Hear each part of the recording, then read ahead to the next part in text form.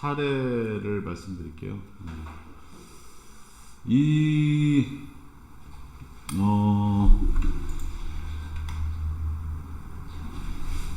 적합성이라든가 설명 의무, 그다음에 고객 보호 의무 이런 것들을 위반했던 사례들이 계속 나오고 있고요.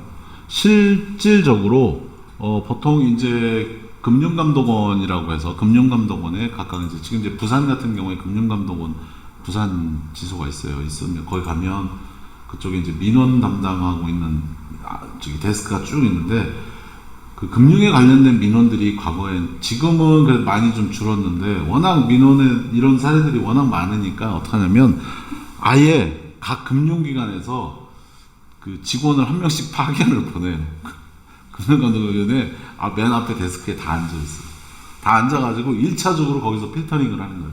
그 민원이 온 고객들을 대상으로 해서 해결을 하고 실질적으로 이제 금융감독원 직원들은 뒤쪽에서 이제 컴플레인이 해결 안 되는 경우에 주로 이제 그런 문제를 해결하는데 보통 이제 통화 옵션 계약이라고 하는 이런 금융 상품의 체결하는 과정들 속에서 적합성의 원칙, 설명 의무, 그다음에 고객 보호 의무를 위반한 사안이 있었어요. 그래서 투자자가 계약을 그러면 만약에 처음에 무효로 한다고 했을 때는 처음에 가입 금액이 만약에 10,000원이었다고 한다면 그걸로 인해서 상품이 계속 이제 운영이 되니까 손실이 발생됐을 거 아니에요. 무효가 된다는 얘기는 아예 처음에 투자했었던 것부터 없었던 걸로 하자라는 거죠. 그러면 그것에 대한 손실을 만약에 손실폭이 크던 손실폭이 적던 아니면 손실이 없다 하더라도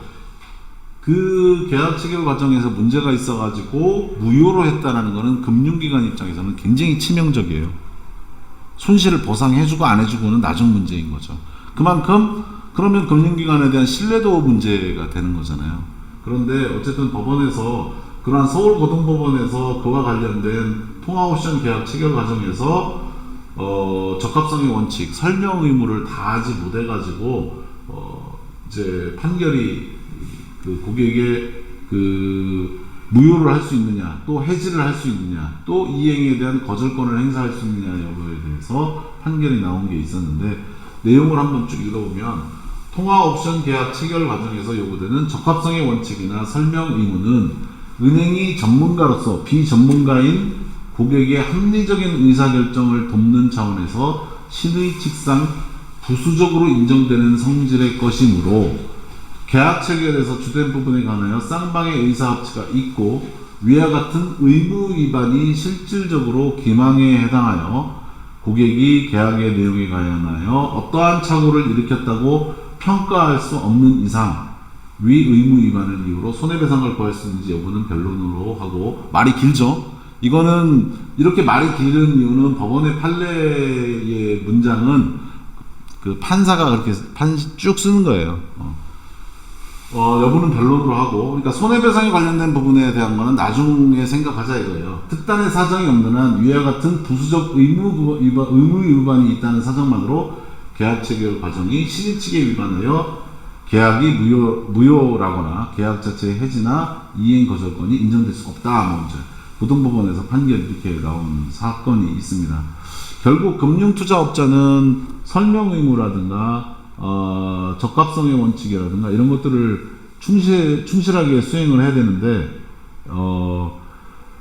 과연 일반 투자자들이 봤을 때의 합리적인 판단이라든가 금융상품의 가치에 중대한 영향을 미칠 수 있는 사항이 어느 정도의 범위이냐라는 것에 대한 또 문제는 남아있죠. 이 판결에서도 좀 애매모호한 사실은 판결이에요. 완벽하게 그러면 적합성의 원칙 했다니까요, 설명했다니까요, 충분하게 금융상품에 대한 설명을 했는데 어느 정도로 했느냐에 대한 부분은 명확하게 지금 얘기하고 있지는 않죠. 다만 이제 금융소비자보호법이 새로 제정이 됐으니까 금융소비자보호법에 따라서 여기서 말하는 거짓 또는 왜곡으로 왜곡된 내용으로 설명하거나 중요사항을 빠뜨렸다라고 한다면 이제는 책임을 져야 된다는 거죠. 그러니까 여기서 말하는 뭐 이제 중요사항이라고 하는 것은 우리가 앞서 본 투자 설명서가 있었고 간이 투자 설명서가 있었잖아요. 그래서 간이 투자 설명서에 있는 내용이 사실은 중요 핵심 내용에 해당되는 거예요. 그래서 그 내용들에 대해서 일단은 충분하게 설명을 했느냐 여부고, 그 다음에 불확실한 사항에 대해서 단정적 판단을 제공하거나 확실하다고 오인하게 할 소지가 있는 내용을 알리는 행위를 말한다라는 거죠. 여기서 왜곡됐다라는 건 앞서 말씀드렸듯이 차이나 펀드 돈 된다니까요. 자꾸 이런 식으로만 얘기를 하는 거죠. 디테일하게 그 상품의 구조가 그러니까 차이나 펀드가 중국의 어떤 기업에 투자를 하고 그 기업의 향후 중국 시장에서의 마켓시어가 어떻고, 그 다음에 그 기업이 향후 어떠한 성장을 보일 것이다, 뭐 이런 이야기를 하는 것이 아니라, 중국 경기 돌아섰잖아요. 이제 코로나도 이제 잠잠해지고 이제 된다니까요. 자꾸 이런 식의 이야기만 하는 거죠. 그랬을 때 이제 고객으로 하여금 거짓이나 왜곡으로 판단될 수 있다라는 것입니다. 이제 그래서는 안 된다라는 얘기입니다. 판매 제한, 판매 제한 사유가 있거든요. 판매해서는 안 되는 것. 투자 매매업자 또는 중개업자는 만약에 집합투자증권의 환매를 연기한다. 예컨대 만기 시점이 처음에 우리 상품은 1년 동안 운영되는 상품입니다 라고 일반 투자자들을 모아서 이 상품을 팔았는데 이 환매 시기를 추가로 연기를 한다든가 해야 하는 행위를 해서는 안 된다는 거죠. 집합투자 기구에 대한 회계감사인의 감사 의견이 적정 의견이 아닌 경우에는 집합투자증권을 판매할 수 없다. 그것은 회사의 재무구조가 클리어하지 못하다라는 걸 얘기하는 거니까 당연한 거겠죠. 그 다음에 이제 판매 보수 수수료 보겠습니다. 판매 수수료는 납입 금액 및 또 환매 금액의 100분의 2 이상 넘어서는 안 된다라는 얘기입니다. 판매 수수료 보통 뭐 한 1.5에서 1.8 정도 되잖아요. 온라인으로 가입하는 경우는 뭐 1.0 이하에도 있습니다만은 만약 한 1.0 정도 된다 한다면 오프라인으로 파는 거는 1.5 정도 되는 거니까 한 0.5% 정도가 차이가 나는 거죠. 그래서 어쨌든 판매 수수료는 100분의 2 이상을 초과해서는 안 되고요. 판매 보수의 경우에는 연평균 가액의 100분의 1, 그냥 뭐 나머지 뒷부분은 뭐 생각하지 마시고 수수료는 100분의 2, 판매 보수는 100분의 1 정도다라고 보시면 이해하시면 될 것 같습니다. 그 다음에 투자 매매업자 또는 중개업자는 집합투자증권의 판매와 관련하여 판매 수수료, 판매 보수를 받았을 경우에 운용실적에 연동하여 수수료 및 판매 보수를 받을 수 없다. 이 얘기 76조 이 규정은 뭐냐면 고객한테 수수료를 1%, 처음에 선취 수수료를 1%를 받았어요. 1%를 받았는데 하다 보니까 이 상품이 100% 수익률이 났어요. 펀드 운용을 한 결과 100% 운용이 났으니까 좀 수수료 좀 더 받아야지. 안 된다는 거죠. 성과보수 안 된다는 거죠. 그 얘기입니다. 운용실적에 연동한 수수료, 운용수익, 이익을 많이 냈으니까 뭐 그래서 실무적인 얘기를 하면 펀드 매니저가 이제 상품을 운영을 하다가 수익률이 막 한 40%가 났어요. 엄청 실적이 잘 나온 거죠. 1년 운영해가지고 40%의 수익률이 난 거죠. 40%의 수익률이 났지만은 내가 돈 버는 게 아니잖아요. 펀드 매니저가 돈 버는 게 아니잖아요. 펀드 투자한 사람들이 돈을 번 거잖아요. 그럼 펀드 투자한 사람들 입장에서는 어떻겠습니까? 그 펀드 매니저에 대한 신뢰도가 굉장히 높겠죠. 그러면 또 다른 상품을 만들어요. 이거를 그 종결짓고 펀드 상품을 환매 기간이 아직 남아도 그냥 일단 종결시켜놓고 그 다음부터 파킹해내요. 100% 온리 현금으로 그냥 놔둬요. 그러면 이제 고객들 입장에서는 환매를 신청할 거 아니에요. 환매를 신청하면 환매를 신청하는 고객을 그냥 가게 둡니까? 아니죠.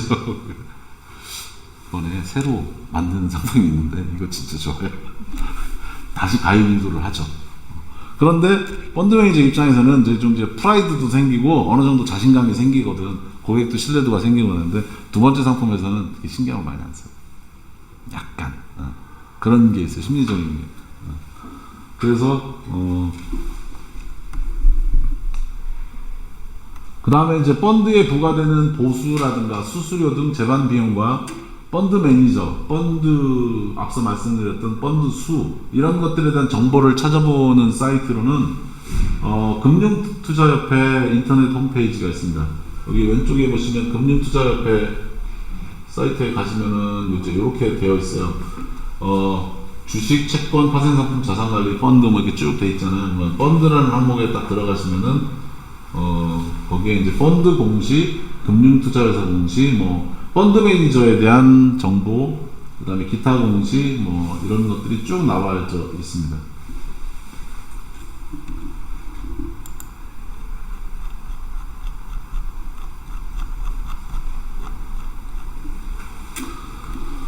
그래서 어제 말씀드렸던 그 삼성 메타버스 증권 같은 경우에 거기에 있는 펀드명이라든가 펀드명을 치면 되고 그 옆에 이제 그 삼성 메타버스라고 해서 번호가 이렇게 있어요. 펀드 고유 번호가 있어요. 그 번호를 치고 검색을 누르면 그것에 대한 펀드 매니저 뭐 이런 것들에 대한 정보들을 다 확인할 수가 있습니다. 그래서 금융투자협회에서 나오는 사이트를 통해서 확인하는 방법이 있고요. 이 외에도 이제 그 금융감독원에도 사이트가 있고 증권거래소는 없고요. 그 펀드에 대한 정보들을 요즘에 이제 사설적으로 제공해주는 사이트들이 있어요. 그런 사이트, 뭐 펀드 다모아 뭐 이런 그 금융감독원에서 운영하는 그런 사이트도 있고, 일반 삼성자산운용이라는 회사 사이트 가서도 확인할 수 있고 그렇기 때문에 최근에는 펀드에 대한 공시 제도가 많이 잘 발달되어 있어서 정보를 찾아보는 데 어려움은 전혀 없습니다. 그 다음에 이제 여기까지가 이제 앞서 말씀드렸던 게 이제 펀드를 발행하고 판매하고 또 환매하는 과정들 속에서 어떠한 규정에 의해서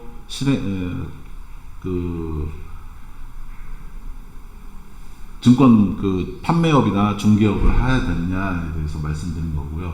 영업행위 준칙이라는 것은 말 그대로 영업을 할 때, 그러니까 금융회사가 판매자들, 그러니까 직원을 고용을 해서 펀드를 파는 과정들 속에서 지켜야 될 규칙이라든가 이런 것들을 미리 너희들이 정해서 그런 규칙들을 금융감독원에서 너희들이 그런 걸 좀 정해서 너희들 자율적으로 한번 해봐 라고 하는 것이 영업행위 준칙 제도입니다.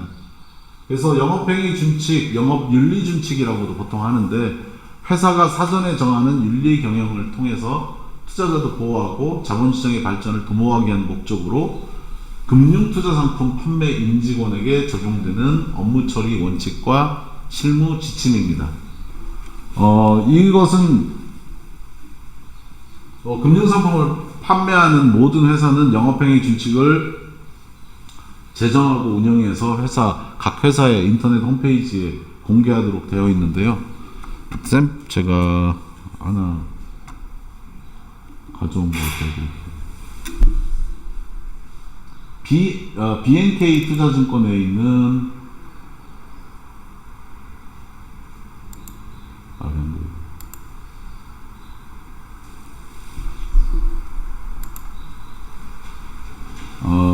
BNK 투자증권에 영업행위 준칙이라고 이렇게 있어요. 보시면은 이게 좀 작아서 안 보이죠?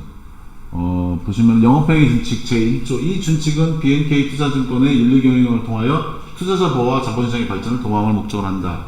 2조 적용 범위, 윤리준칙의 운영, 윤리준칙 준수 여부의 확인 뭐 이렇게 되어 있고요.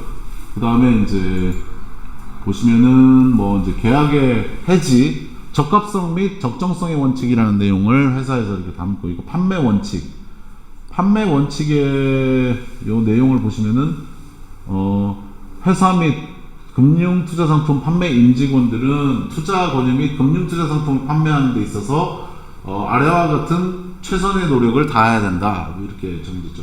거짓의 내용을 알리는 행위를 해서는 안 된다. 불확실한 사항에 대하여 단정적 판단을 제공하거나 확실하다고 오인하게 할 소지가 있는 내용을 알려서는 안 된다. 투자자로부터 투자 권유 요청을 받지 아니하고 방문, 전화 등 실시간 대화의 방법을 이용하는 행위, 해서는 안 된다. 그 다음에 네 번째, 다섯 번째, 여섯 번째 뭐 등등 이렇게 해서는 안 될 내용들을 담고 있고요. 그 다음에 투자 광고에 관련된 내용들도 명시가 되어 있습니다. 회사는 투자 광고를 하는 경우 투자자가 그 내용을 쉽게 이해할 수 있도록 표준화된 용어를 사용해야 된다. 뭐 이런 것들이 있고, 이해상충 방지, 매매 명세서의 통지, 그 다음에 출금, 출고, 업무 처리. 보통 내가 펀드 상품에 가입을 하면은 매달 펀드 운용 결과에 대한 보고서가 집으로 우편물로 날라와요. 그럼 내가 매달 확인할 수가 있죠. 매매 명세서의 통지, 그런 규정들도 나와 있고요. 그 다음에 업무 처리 규정, 그 다음에 투자자 정보에 대한 보호. 요즘에 이제 개인정보가 워낙 강화되어 있기 때문에 개인의 정보에 관련된 내용들을 충분하게 보호를 해줘야 된다는 내용들이 담겨져 있습니다. 상품 공시가 있죠. 내가 펀드를 판매를 했을 때 그 펀드에 대한 내용들을 어떻게 어떤 원칙에 따라서 해야 되느냐. 투자자가 알기 쉽도록 간단 명료하게 작성할 것. 투자 설명서 얘기하는 거죠. 객관적인 사실에 근거하여 작성할 것. 투자자의 오해를 초래할 우려가 있는 정보를 포함하지 아니할 것. 뭐 이런 내용들이 담겨져 있습니다. 그 다음에 뭐 금품 및 향응 수령에 대해서는 신고해야 된다. 뭐 이제 어쨌든 받아서는 안 된다. 뭐 이런 얘기들이 있고, 임직원 매매 위법행위 등에 대해서 신고, 뭐 이런 것들이 이제 실무적으로 이렇게 각 증권회사에서 영업행위 준칙이라는 것을 담아놓고 있습니다. 요거는 나중에 뭐 금융기관에 취업을 하게 되는 경우에 계속 끊임없이 이제 사내 연수 시간에 열심히 듣게 되는 내용들이죠.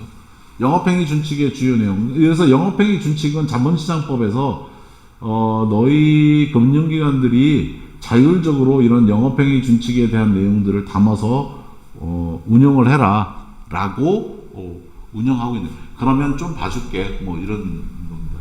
영업행위 준칙 내용에는 판매 과정에서의 투자자에 대한 투자 정보를 제공해야 된다. 금융상품의 특징, 위험이 뭐고, 중도해지에 따른 불이익이라든가 이런 것들을 충분하게 제공해야 된다. 보험회사의 경우에 중도해지 수수료라는 게 굉장히 강해요. 그래서 보통 뭐 10년 이내에는 완전 중도해지가 제로고, 중도해지했을 경우에 원금이 제로가 되는 그런 성격의 상품들이 굉장히 많습니다.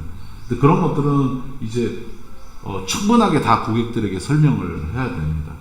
계약 서류의 경우에는 계약을 체결하는 방식에 있어서는 서명날인, 고객이 서명날인을 하고 서명날인한 자료를 다시 고객에게 줘서 확인하게끔 하는 방식으로 계약 체결이 이루어져야 된다.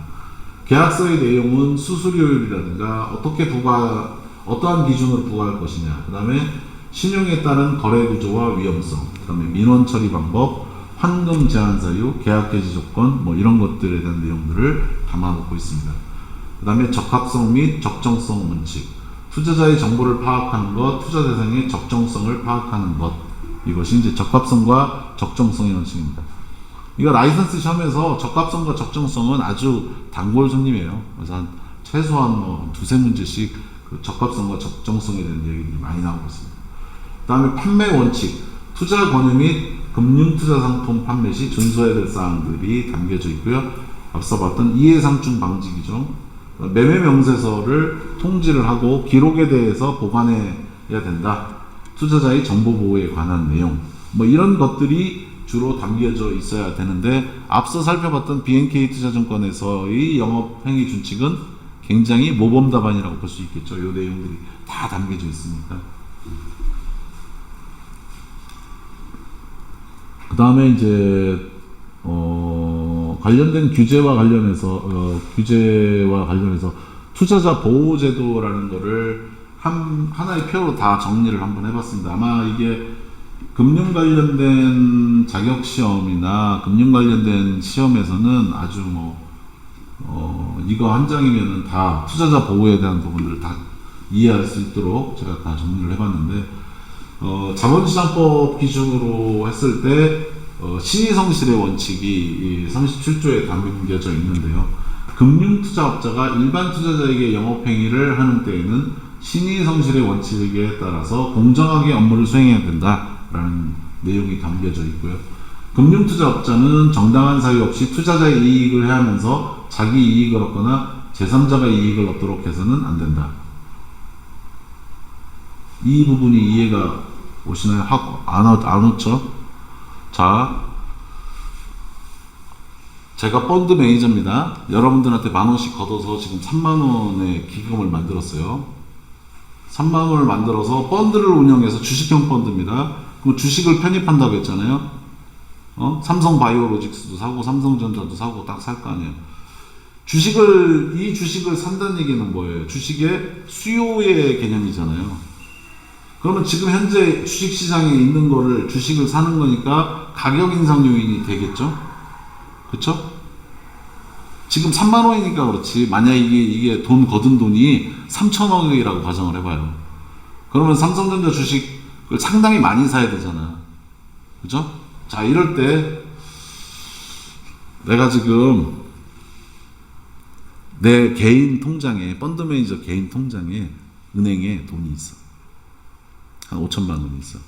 그럼 그 돈 가지고 내가 미리 사야, 내가 이거 펀드 운영할 펀드로 이 주식을 살 거니까 내 개인 돈으로 미리 사면 되는 거 아니에요.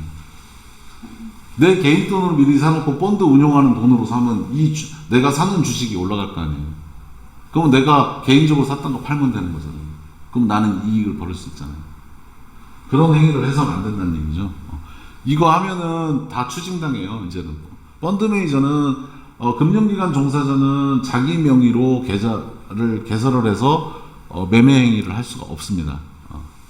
그런데 방법이 있지. 내 친인척으로 계좌 틀면 되는 거 아니야. 방법이야 뭐 얼마든지 있는 거죠. 오늘 아침 뉴스에도 나오더만요. 농협 공무원들이 그 개발 예정지인 그 하천을 사가지고 거기다가 나무 심어놓고 보상받으려고 그랬다고 하더라고. 똑같아요. 금융기관에도 그런 사례들이 많이 있습니다. 그래서 사촌동생 내지는 친동생으로 하면 불안하니까 사촌동생 명의로 계좌 터가지고 가한테 야 5천만 원 네 통장으로 해서 요거 사나 그 대신 요거 나중에 이익 남으면 우리 반반씩 하자 할 수 있는 거잖아요. 그리고 나는 3천억을 운영하는 펀드 매니저인데 내가 3천억으로 그 주식 사면은 그 주식이 올라가잖아요. 정당한 사유 없이 투자자의 이익을 해가면서 자기 이익을 얻거나 제3자의 이익을 얻도록 해서는 안 된다는 얘기죠. 신의 성실의 원칙이라는 거죠. 그래서 금융기관 종사자는 약간 준공무원적 성격이 좀 강해요. 공익의 업무를 수행하는 그런 역할이 좀 강합니다. 그 다음에 이제 투자자를 반드시 확인해야 된다. 투자자는 일반 투자자와 전문 투자자로 구분이 됩니다.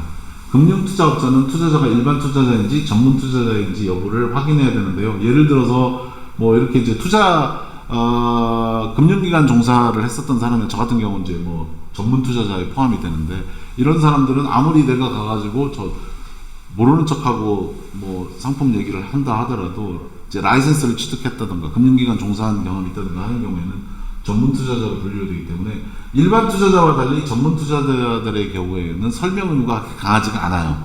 대충 얘기해도 됩니다. 설명 의무를 위반했다고 해서 거기에 따른 손해배상 책임을 지지는 않습니다. 이제 투자자를 반드시 확인해라라는 것들이 이제 있고요. 그 다음에 앞서 살펴봤던 적합성의 원칙과 적정성의 원칙에 대한 내용입니다. 그래서 그 두 내용은 앞서 말씀드린 대로 뭐 이제 적합성은 투자자의 투자 목적, 재산 상태, 투자 경험 등에 적합하도록 해야 되는 거고요. 일반 투자자로부터 서명, 기명 날인 녹취 등의 방법으로 확인을 받아 이를 유지 관리해야 되는 거고, 적정성은 일반 투자자에게 투자 권유를 하지 않고 파생상품을 판매하는 경우에는 면담, 질문 등을 통해서 투자자의 투자 목적, 재산 상태, 투자 경험 등의 정보를 파악해야 된다라는 이야기입니다. 적합성과 적정성이 다소 좀 헷갈릴 수가 있는데 어찌됐든 적합성은 적합한 방식으로 투자자에 대한 성향을 파악했느냐라는 걸 물어보는 거고, 적정성은 그 사람의 근본적으로 투자하려고 하는 투자 목적에 부합이 되느냐 안 되느냐 여부에 대한 정보를 파악했느냐라는 여부로 구분지어서 이해하시면 될 것 같습니다. 그 다음에 설명 의무. 금융투자업자의 투자 권유 시에는 금융상품의 내용과 위험성 등에 대해서도 충분하게 설명을 해야 됩니다. 설명 의무를 위반했을 경우에는 반드시 일반 투자자의 경우는 손해배상을 해야 됩니다. 부당 권유 금지는 즉 금융투자업자의 투자 권유 시 거짓의 내용을 알리거나 투자자가 거부하는 취지의 의사를 표시를 하였음에도 불구하고 계속해서 투자 권유를 하는 것을 해서는 안 된다. 부당하게 자꾸 권유를 하지 말라라는 이야기입니다. 그 용어에 대한 것만 조금 명쾌하게 이해하시면 될 것 같습니다. 약관 보고 의무. 자본시장법 제56조에는 약관이 제정되거나 변경이 됐을 때 금융위원회에 보고를 하고 공시를 의무화하도록 하겠습니다. 우리가 지금 실질적인 상거래를 하는 과정들 속에서는 지속적으로 계속 반복된 거래 관계가 이루어지고 있잖아요. 그러다 보니까 약관이라는 제도로 사실상은 그러한 것들을 좀 생략을 하고 있어요. 예컨대 실제 상거래, 이 상거래에 있어서 여러분들이 버스를 탈 때에도 버스 운전사하고 엄밀하게 따지면 계약서를 써야 되는 거잖아요. 계약의 관계니까. 그런데 우리는 어떻습니까? 묵시적인 약속을 한 거죠. 내가 교통카드를 버스 카드에다 대는 순간 띡 하고 소리가 나는 순간 저 탑니다. 제가 원하는 목적지까지 데려다 주십시오 라는 의미이고 띡 소리와 함께 운전사는 알았어. 네가 원하는 목적지까지 내가 데려다 줄게. 묵시적으로 되어 있는 거죠. 근데 그 둘 간에 만약에 문제가 발생이 됐을 경우 교통사고가 발생이 된다거나 중간에 운전자의 과실로 인해서 승객이 다쳤다던가 라고 했을 때 거기에 따른 계약관계에 대한 책임을 물어야 되는 거잖아요. 계약관계에 대한 책임을 물으려면은 묻기 위해서 미리 표준화되어 있는 약관으로 규정을 해놓는 거죠. 그래서 운전자는 버스 운전사 아저씨는 승객을 안전하게 원하는 목적지까지 데려다 줄 의무가 있다라는 게 이제 약관 조항에 다 쓰여 있는 거죠. 다만 우리가 이제 약관 내용을 살펴보지 않아서 그런 거지. 근데 버스 회사는 그거를 이제 비치해 놓고 있어요. 나중에 문제가 발생했을 때 약관 규정을 살펴보는 거죠. 우리가 뭐 심지어는 하다못해 밥통을 산다던가 하는 행위에서도 다 그 표준 약관이라는 게 다 존재합니다. 은행 거래도 마찬가지입니다. 은행 거래도 여러분들이 유심히 안 봐서 그렇지 은행 통장이 있잖아요. 은행 통장 맨 뒷면을 보시면 거기에 약관이 다 적혀져 있어요. 깨알같이 쓰여져 있죠. 그래서 이제 약관에 대한 내용이 다 변경이 되거나 했을 때 요즘에 뭐 은행 거래할 때 보면은 메일링 서비스로 가끔 이런 게 날라오는 거 있죠. 약관이 변경되었으니 다음과 같은 내용을 뭐 숙지하시기 바랍니다 하면서 매일 이런 메일도 은행에서 날라오기도 하죠. 광고 제한. 금융투자회사가 아닌 자의 투자 광고 금지 및 금융상품의 위험 등 투자 광고 필수 포함 내용에 대한 규정입니다. 그러니까 광고에 대해서 앞서 말씀드렸듯이 지나친 투자에 관련된 광고를 해서는 안 된다. 투자 광고에 대해서는 금융투자회사가 아닌 자가 투자 광고를 해서는 안 된다라는 얘기고 위험, 투자 광고 뭐 이런 부분들 거의 펀드에 대한 TV 광고는 거의 없는 것 같아요. 옛날에는 기업 CI 광고들은 했었죠. 그러니까 각 자기 이제 예컨대 뭐 삼성증권이면 삼성증권, 뭐 DB증권이면 DB증권 광고는 있었는데 상품 광고는 없죠. 거의 없는 것 같습니다. 온라인 홈쇼핑에서도 보험 상품 광고는 있는데 거의 없죠. 펀드 상품들은 광고가. 어쨌든 워낙 이제 광고에 대한 제한 규정들이 많다 보니까 아예 안 하는 것도 있는 것 같습니다. 그다음에 이익 보장 금지, 손실을 보전해 준다거나 이익을 보장해 주겠다라는 내용으로 그 개인적인 투자자와 판매업자 간에 계약을 맺는다든가 하는 행위는 있을 수 없다라는 거죠. 손실보전이나 손실보전에 관련된 것들이 과거에는 많이 있었습니다. 상당히 많이 있었어요.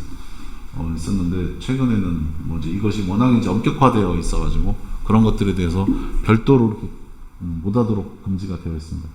그래서 이 내용은 투자자 보호제도는 나중에 뭐 펀드 투자 상담사가 됐던 뭐 아니면 뭐 재무위험관리사가 됐던 뭐 그다음에 펀드 분석사가 됐던 뭐 운용사가 됐던 모든 것에 다 적용이 되고요. 또 금융기관에 관련된 라이센스에 관련된 부분들은 다 투자자 보호에 관련된 내용들은 이게 다 포함되어 있다고 보시면 될 것 같습니다.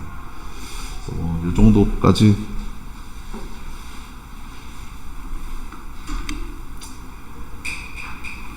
시간이 12시까지니까 앞서 한두 가지만 더 살펴볼까요?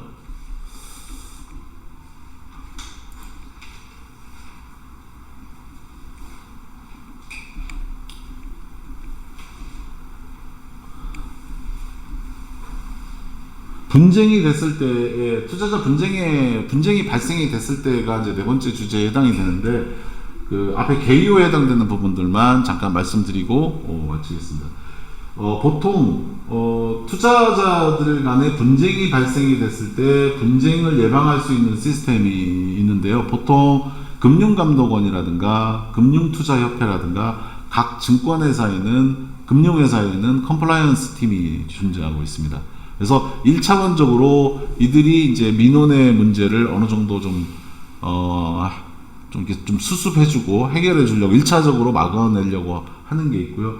만약에 이제 이런 그 분쟁 조정 기구에서 문제 해결을 하지 못한다라고 했을 때 그 다음에 이제 소송 단계로 넘어가는 거죠. 법원으로 이제 소송에 따라서 이제 거기에 따른 손해배상이라든가 뭐 이런 일련의 행위들을 하게 되는데, 그래서 보통 이제 분쟁 예방을 다루고 있는, 먼저 뭐 당사자 간의 화해 계약을 통해서 해결을 한다던가, 아니면 자율적인 분쟁 조정 제도라서 금융감독원이 이제 그 역할을 해준다던가, 또 그 다음에 이제 조정기관인 금융감독원에서 이제 그런 역할을 하고, 금융투자협회도 있는데 금융투자협회에서 먼저 통해서 한다던가 해서 자율적으로 분쟁을 조정을 하고, 만약에 자율적인 분쟁 조정을 해도 안 되는 거죠. 안 됐을 경우에는 그 다음에 이제 소송을 통해 가지고 이러한 문제들을 해결하는 방식을 전개하고 있습니다. 개인이 투자하는 일반 투자자들의 경우에 소송까지 가는 경우는 거의 많지는 않아요. 보통 금융감독원 선에서 적절하게 화해를 봅니다. 그리고 그 금융기관마다 성격이 달라서, 예컨대 큰 금융기관 같은 경우에는 조금 손해 보더라도 빨리 해결하려고 하는 경향이 강합니다. 그런데 이제 소형 증권사, 조금 규모가 작은 증권사들 같은 경우는 조금 브랜드적 명성이나 가치를 잃는 게 중요한 게 아니라, 그게 잃으면 안 되니까 좀 더 명쾌하게 좀 자기들이 유리한 쪽으로 가져가려고 하는 그런 경향들이 있습니다. 특히 이제 암암리의 문제 해결을 하기로 좋은, 빠른 시간 내에 암암리에 해결하려고 하는 대표적인 회사가 삼성이 이제 그런 성격이 좀 강합니다. 보이지 않게 빨리 해결하려고 하는 그런 게 좀 강합니다. 그래서 그런 것들을 좀 살펴보고요. 그 다음에 이제 최근에는 증권 관련된 집단 소송 같은 것들이 많아졌어요. 왜냐하면 단체로, 펀드 같은 경우는 단체로 상품을 가입을 하잖아요. 그런데 이제 거기서 상품에 앞서 말씀드렸던 거짓되고 왜곡된 중요 표시라든가 뭐 이런 것들이 잘못됐다든가, 아니면 운용하는 과정들 속에서 그 운용사가 어떤 그 인위적인 조작을 통해 가지고 투자한 펀드에 가입한 투자자들에게 피해를 줬다던가 하는 상황들이 발생됐을 경우에, 그랬을 경우에는 집단소송이라는 방식으로 문제를 해결하도록 하고 있습니다. 앞서 말씀드렸듯이 개인이 소송을 해서 하는 데는 한계가 있거든요. 비용도 많이 들고 시간도 많이 들고, 또 그렇다고 해서 금액 자체도 크지 않기 때문에 뭐 그것만 매달릴 수는 없으니까. 그런데 이제 최근에는 집단소송 관련된 이런 제도가 이제 많이 활성화되면서 이런 걸 통해서 문제 해결들을 좀 해나가고 있는 게 특징입니다. 그래서 집단소송에 관련된 사례를 일단 좀 살펴보고요. 그 다음에 이제 마지막으로 투자권유인 대행인 이 정도까지 이제 살펴볼 예정입니다. 자, 이번 시간에는 관련된 법규 자본시장법에 대한 이야기를 했는데, 그 펀드와 관련된 상당히 많은 규정들은 자본시장법에서 규정을 하고 있지만, 금융소비자보호법에 의해서 투자자를 보호하는 규정들이 상당히 많이 담겨져 있다. 그러면 이제 이 금융소비자보호법이 제정된 지가 불과 한 2년밖에 안 돼요. 그렇기 때문에 투자자 보호에 관련된 내용들이 금융 라이센스 준비할 때 아마 이쪽 규정에서 금융소비자보호법에 있는 내용들이 많이 이제 출제 문제로 많이 좀 등장이 됩니다. 근데 금융소비자보호법 자체는 그렇게 뭐 엄청나게 뭐 어려운 이야기는 아니고요. 아주 소비자적 관점에서 언급되고 있는 것들이기 때문에 잠깐 살펴보면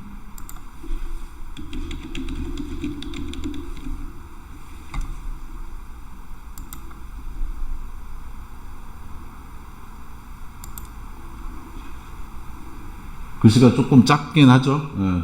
금융소비자 보호에 관한 법률이라고 해서 보시면은 2020년 3월 달에 제정이 돼가지고 시행이 올해 이제 9월 달부터 이제 시행이 되고 있는 거죠. 핫하죠, 굉장히. 이제 따끈따끈한 거죠. 금융 관련된 시험 문제들이 다 이제 여기서 많이 나오겠죠. 그래서 보통 금융소비자 보호에 관한 법률이 목적, 정의 뭐 이런 것들이 나와 있고요. 그다음에 금융상품의 유형, 그다음에 금융회사 등의 업종 부분. 이제 보시면은 이제 준용 규정들이 이제 다 자본시장법에 대한 내용들에서 많이 따왔다라는 걸 알 수 있죠. 그다음에 금융소비자의 권리와 책무, 국가와 금융상품 판매업자의 책무. 우리가 앞서 살펴봤던 내용들에 대한 내용들이 소비자 중심에서 내용들로 담겨져 있습니다. 그 다음에 금융상품 판매업자는 등록을 해야 된다라는 것 관련된 내용들이 쭉 담겨져 있죠.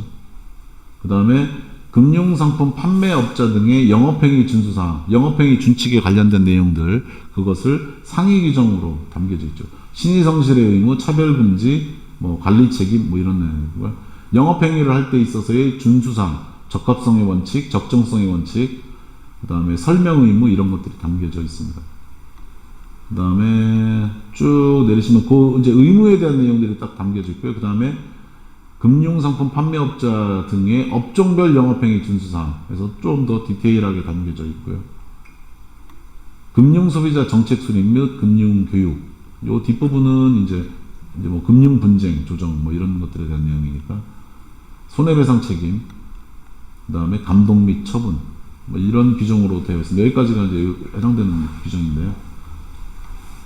보칙까지 해서. 그러니까 핵심은 적합성, 적정성 설명은 아까 투자자 보호제도가 관련된 내용들이 핵심이라고 보시면 될 것 같습니다.